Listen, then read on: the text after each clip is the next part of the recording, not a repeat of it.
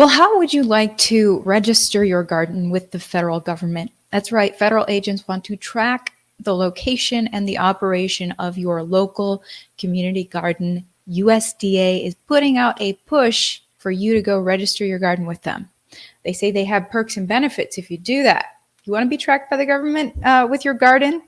We're going to get into what the USDA is really up to. They have a new number one priority that is pretty shocking. It doesn't have to do with agriculture whatsoever. Also, food made with cultured animal cells. Does that sound appetizing to you? We're going to talk about what exactly that is and possibly why that might fit in with them wanting to track your garden. You know, Amos Miller found out the hard way about your garden being tracked by the government.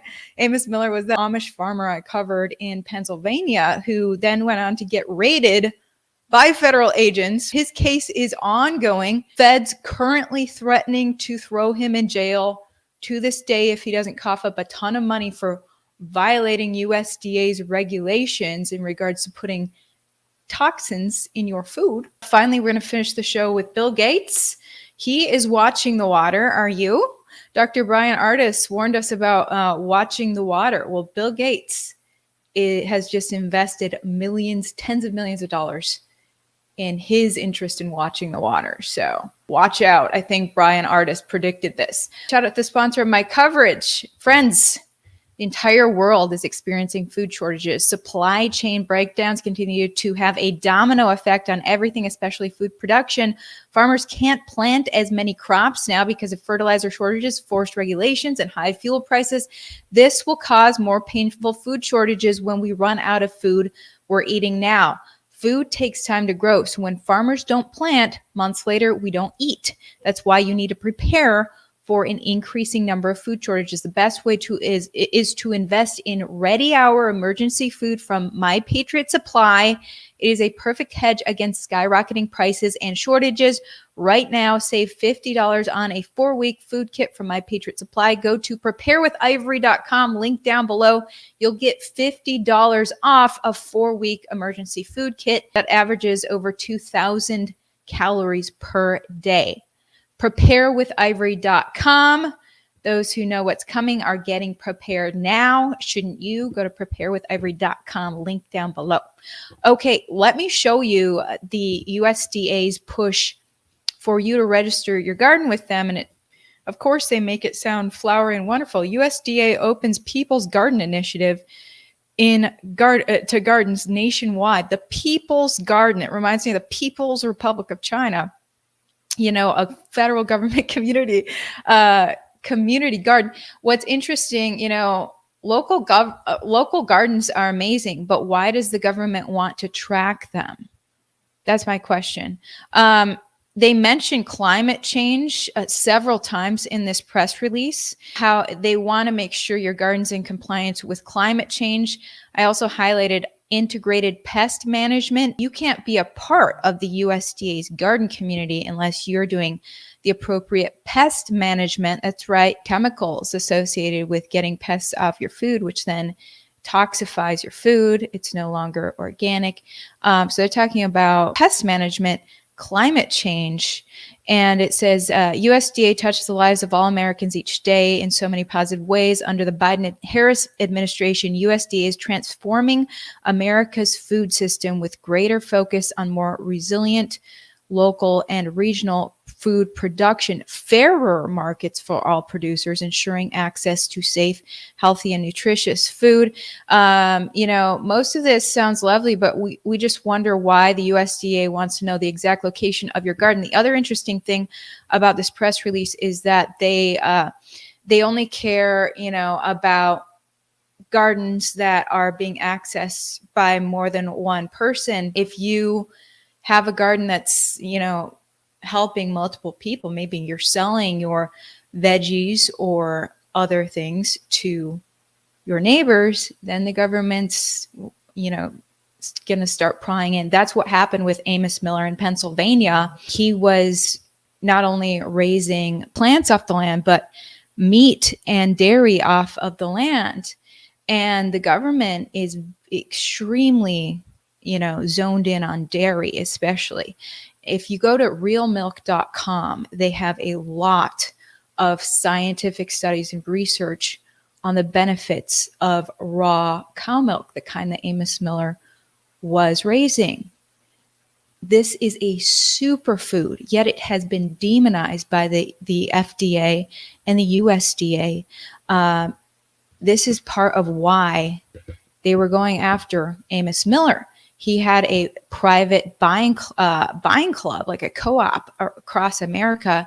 You could sign up. You agree that you understand that this milk is raw, that this meat is organic and untreated with any sort of chemicals, grass-fed meat. You understand the so-called risks of that, and you want to buy from it anyways. This is the agreement between Amos Miller and his customers, but the feds didn't care. They wanted to jump in and make sure that they were protecting people from themselves, I guess. He didn't use that chemical that he was supposed to use to treat the cow meat, even though the people agreed that the whole reason they wanted to buy this cow meat is because it didn't have that chemical. We're going to go find him. We're going to go raid his farm with federal marshals. Here's the latest update from Food Safety News. They've been covering his case a lot. Pay up or go to jail for contempt is worst case scenario for Amos Miller on September 26th. That's today. So he was supposed to go to court today, and the judge was demanding that he must have $305,000 in fines paid in full by today, or he goes to jail. Well, I just checked the court website directly to verify this, and the judge has issued a continuance, meaning Amos Miller does not get locked up just yet. Here it is. The judge has continued this to October 31st. Halloween is when Amos Miller will now face his fate as to whether he goes to jail or has to pay hundreds of thousands, which he doesn't have, simply by being a part of the United States free market economy and having customers who agree that they know that his food is straight off the land, no chemical interference, and that's exactly why they want to buy it, and the government is not allowing it. So from Amos Miller's experience, I wonder how many farmers and gardeners are going to want to sign up for the USDA's People's Garden, community garden monitored by the USDA, U.S. Department of Agriculture. Here's their website. You can see, there it is. There's the map, guys. Government tracking all the community gardens. You know, I'm not seeing a lot of community gardens signed up so far, but there are community gardens in almost every state that the government is monitoring. And they started out this way where, oh, you can freely sign up and receive benefits from the government if you register your local garden with us. And then we'll monitor it, make sure that you're treating it for pest control, make sure it complies with climate change, whatever that means. And, you know, make sure that the USDA likes it. You don't want to meet Amos Miller's fate. But they're not mentioning Amos Miller. They're just saying, you know, you'll receive some benefits from us if you sign this up. Almost every state has it except for Montana, North Dakota, Nevada, Delaware. Oddly, they probably don't have gardens in Delaware, Maine, and I didn't see anything in West Virginia either. So at USDA, I'll show you this little video USDA did promoting this community garden thing.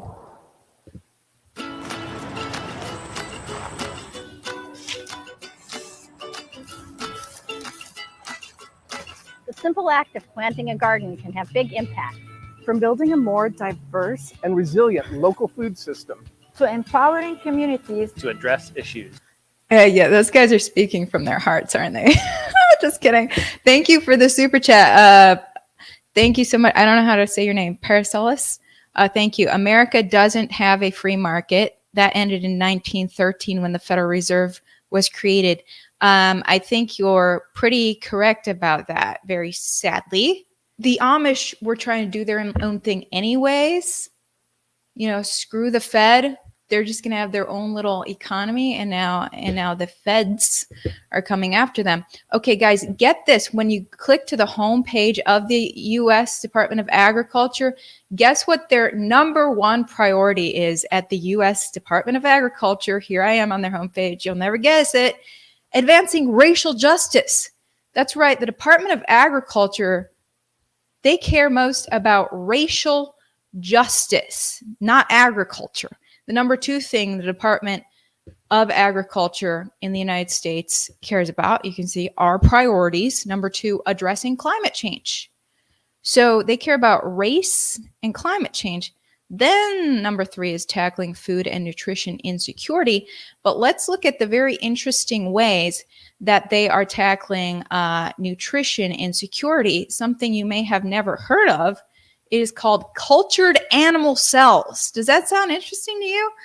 Here is FDA.gov, food made with cultured animal cells. Taking a small number of cells from living animals and growing them in a controlled environment to create food is an emergent area of food science. Advancements in cell culture technology are enabling food developers to use animal cells obtained from livestock, poultry, or seafood in the production of food, with these products expected to be ready for the market in the not too distant future. There's been videos done of this. This is lab grown meat, a little petri dish. You mess with the animal cells in the petri dish, and it starts to grow and create more animal cells. Literally, how does that even happen? Is it grass fed? No, it's lab fed. Here's a video, someone covering. On August 5th, this. 2013, Dutch scientist Mark Post presented the first cell-cultured hamburger to the world. The product wasn't perfect. It didn't look or taste like a normal hamburger, and it cost $330,000 to make. But it was a promising start. Dr. Post Burger told the world that sustainable, scalable, slaughter-free, antibiotic-free meat might be possible. That could be game-changing for the planet. The world demands more meat every year. And large-scale animal production, so-called factory farms, has raced to meet that demand. The Dutch are really interested in getting rid of what you see on the screen there, actual cows eating grass. You may have seen the Dutch protests this summer when Dutch farmers went out and blocked freeways and started spraying manure on government buildings in protest because the Dutch government was issuing its plan to restrict farmers, forcing them to reduce the production of their dairy and their cow products by up to 70% due to climate change. The Dutch are pushing this big climate change movement, so they want to grow meat in a petri dish in a lab. If you do want to eat meat, you're going to have these little animal cells that are self-growing somehow. A dead piece of meat, just self-growing. That's going to be your only option for meat if you want meat. Other than that, you can also eat bugs. The Dutch are studying this. Very interesting research right here. Insights into the acceptance of edible insects by children. The Dutch studied school children ages 9 to 13. They presented bugs to the children in class. Now, I am wondering if the parents were made aware that when they sent their child off for education, that their child would be eating crickets and worms that day in class. But that is indeed what this News Medical Life Sciences article explains happened. 181 students in 6 different Danish, this is Denmark. I thought it was the Netherlands. 6 different Danish schools. The kids were presented with crickets and worms to see whether they would enjoy these foods. 62 of the kids were introduced to the taste of the new food. 71 were informed about the health benefits, and 48 underwent the sustainability accountability in intervention. Intervene and make the kid know that it's a sustainable way to eat. Well, their results found that on average, it says Danish children were not apprehensive about trying insect-based food. Furthermore, making children aware of the benefits of insect-based foods could increase their willingness to try them. So they're starting on the children, since adults are so horrified at the idea of eating bugs. They're testing it on the kids first, and kids are a little bit more accepting of eating bugs. What do you think about eating bugs? Okay, so I want to show you guys before we wrap this up. By the way, we're gonna do shorter YouTubes. I'm gonna try out doing shorter YouTubes now. So I'm about to wind this YouTube down because I think people enjoy the news when it's shorter. So we're gonna finish up with this article from in regards to what Bill Gates is up to next. Now, you may have heard of the controversial documentary with Dr. Brian Ardis telling people to watch out for the water. Look at the water. What is in the water? Well, Bill Gates is looking at what's in the water too. Headline: Bill Gates controlled investment fund buys $57 million in Ecolab, expanding stake. So Ecolab is the global leader in water hygiene and infection prevention solutions and services that help people. They protect people, planet, and business health. So he is looking, he just invested big time in water and hygiene. It says here, Microsoft Corp founder Bill Gates remains one of Ecolab's biggest fans and its single largest shareholder now. Barron's reports that the Gates-controlled Cascade investment paid $57 million earlier this month for over 300,000 shares of Ecolab. That's incredible. The purchases expands Gates' sizable holding of the St. Paul-based water treatment and infection control company.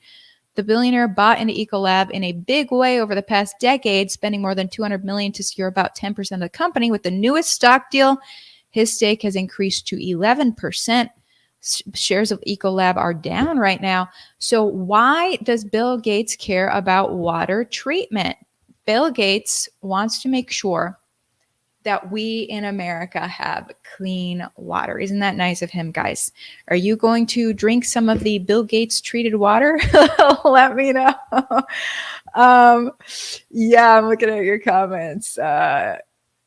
Interesting. If you haven't seen Brian Ardis's his documentary on watching the water, I mean, it got a lot of criticism. I did a follow-up interview with Ardis that stunned me in regards to what else he has found about the water, what is really in the water. That is on my Bastion page, bastion.com/Ivory Hecker, great free speech platform. With that being said, we have wrapped it up. Thank you so much for supporting my YouTube. Be sure to like, comment, and subscribe and share this with others. Let them know what's up. And this scroller is how you can support my independent journalism. Much more to come. We'll see you guys tomorrow.